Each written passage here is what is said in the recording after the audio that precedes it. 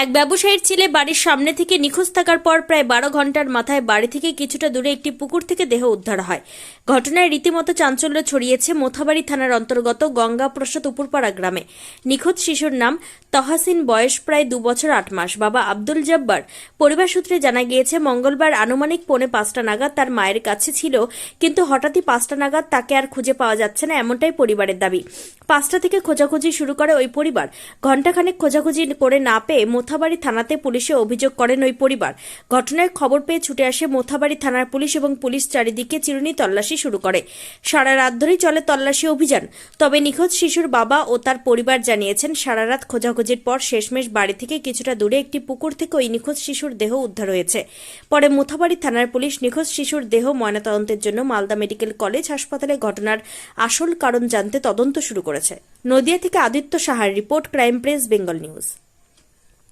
চালমানি Puja gold, Miniket, Ratna, Swarna 1010 আর দুধের স্বরের বিশুদ্ধতা একবার খেলেই বুঝবেন আসল স্বাদ। MS তারা শঙ্করী অ্যাগ্রো প্রোডাক্ট, বিশ্বাস আর গুণমানের নাম। যোগাযোগ করুন 7001192179 এ। আমাদের ঠিকানা বাজে কুমারপুর, মাধবদেহি, পূর্ব বর্ধমান 713427। পূজা গোল্ড, প্রতিদিনের পাতে সোনার স্বাদ। হলো কি যে কালকে বিকাল 5:30টায় কি 5:15টায় 5টার ভিতরে বাচ্চাটাকে একবার দেখলাম, তারপরে বাড়িতে আসলো আর কি। বাড়িতে আসার পরে এই 10 মিনিট পরে আবার দেখা গেল যে হঠাৎ করে বাচ্চাটা নিখোঁজ হয়ে গেল। তারপরে আমরা মোটামুটি এদিক ওদিক আমরা পাড়া প্রতিবেশীর লোক সবাই খুঁজলাম, বাচ্চাটাকে হয়তো আর কোথাও পেলাম না। তারপরে আমরা প্রশাসনকে খবর দিলাম, প্রশাসনের কাছে গেলাম যে আমার এরকম ব্যাপার হয়েছে, আমার বাচ্চা এখন নিখোঁজ আছে। প্রশাসনও যথেষ্ট সহযোগিতা করেছে, সারা রাতি ওরাও খুঁজেছে, তো সেটা হয়তো আর পারলো না করতে। তারপর আমরা একটু সন্ধ্যামূল্য ভাবলাম যে হয়তো যদি 100-150 মিটার দূরে একটা পুকুর আছে, সেখানে যদি গিয়ে থাকে, তো আবার রাত্রিবেলা কি করলাম, জল নেট দিলাম, ওই যে জাল দিলাম, তো জালে হয়তো আর পাওয়া গেল না। তো যাই হোক, আমরা সারা রাত এদিক ওদিকে থাকলাম, জুগিয়ে টুগে থাকলাম, যখন পেলাম না সারা রাত্রি 5:30টায় আমরা আবার জলটা দেখতে গেলাম। দেখতে গিয়ে দেখছি সামনে দুটো পুলিশ সিভিকগুলো দাঁড়িয়ে ছিল, তো ওরাও দেখতে পায়নি, ওরাও দেখছিল আগে থেকে, ওরা দেখতে পায়নি। তার রাইট সাইডে একটা নবী বলে একটা ছেলে আছে, ওখানে ওই কিন্তু দেখতে পেয়ে যায়, ও আগে থেকে ছিল। তো তারপরে এবার আমি পিছনে, তার পিছনে আমরা গিয়েছি আর কি, আমি গেলাম, আমি একাই ছিলাম, আর ওরা 3জন ছিল।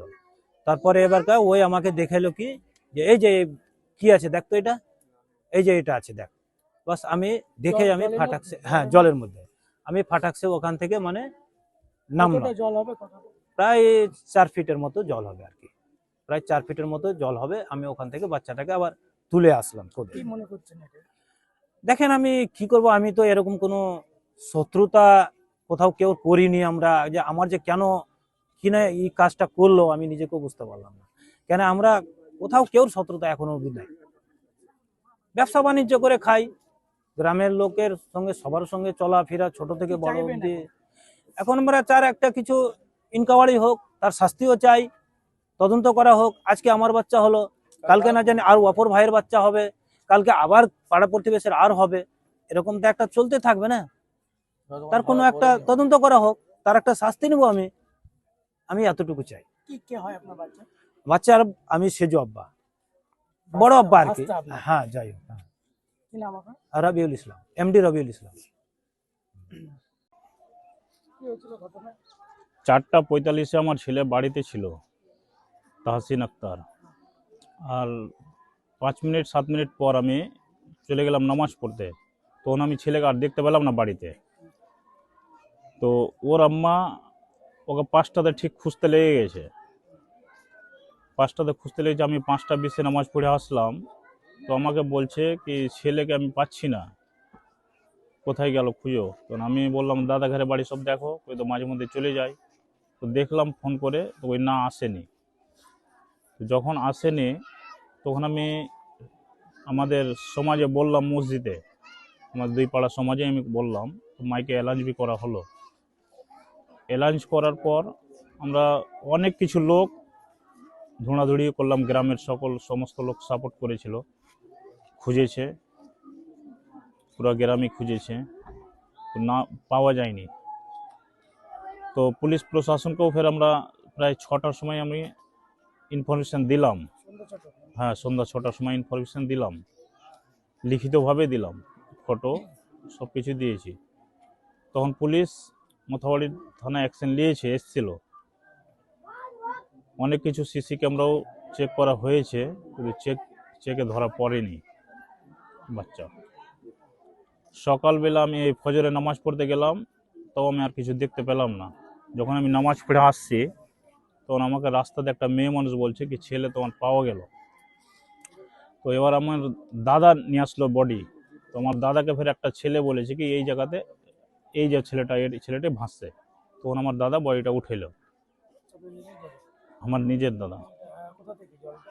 ওই জল যেটা দেখে আসলাম পাশের পুকুর থেকেই, বাড়ি থেকে কত দূর হবে? প্রায় 100 মিটার, 100 মিটার। 100 মিটার হবে। রাত্রে খোঁজাখুঁজি করেছিলেন ওই জলে?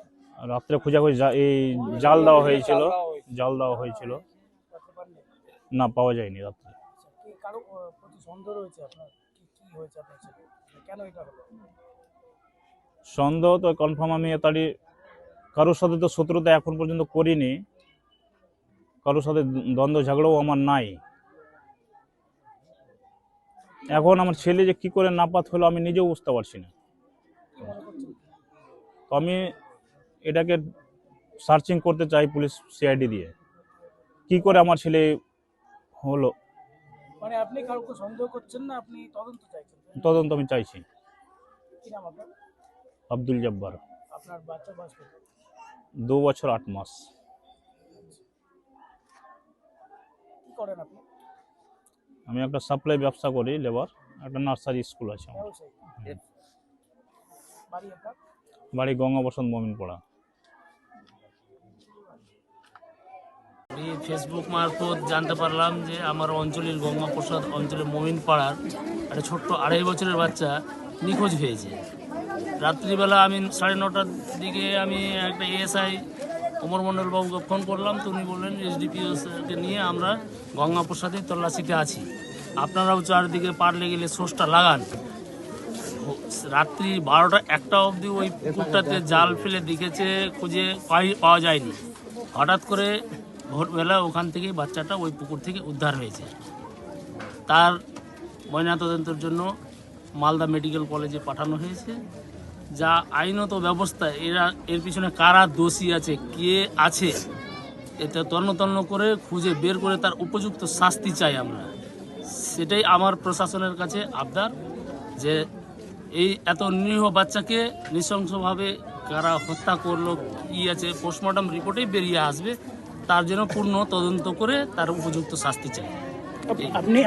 আমি গঙ্গাপ্রসাদ অঞ্চলের প্রধান মোহাম্মদ গোলাম কিবরিয়া। তোমার আমার সকলেরই একটাই পছন্দ, মাদার্স চয়েস। ঘরে সুগন্ধি ভাত, প্রতিদিনের রান্নায় নিখুঁত স্বাদ, চাই উন্নত মানের চাল। তাহলে আর দেরি কেন? আজই যোগাযোগ করুন ধনরাজ অ্যাগ্রো ইন্ডাস্ট্রিজ প্রাইভেট লিমিটেডে। আমরা আনি আপনার টেবিলে খাঁটি ও মানসম্মত চাল মাদার্স চয়েস নামে। একবার ব্যবহার করুন, আর ফিরে তাকাতে হবে না। বিশ্বাসী গড়া গুণগত মানে সেরা মাদার্স চয়েস। মা যেমন চান, চাল তেমনই। যোগাযোগের জন্য এখনই কল করুন 8509752023 এই নম্বরে। মাদার্স চয়েস শুধুই সেরা নয়, সবার প্রথম পছন্দ।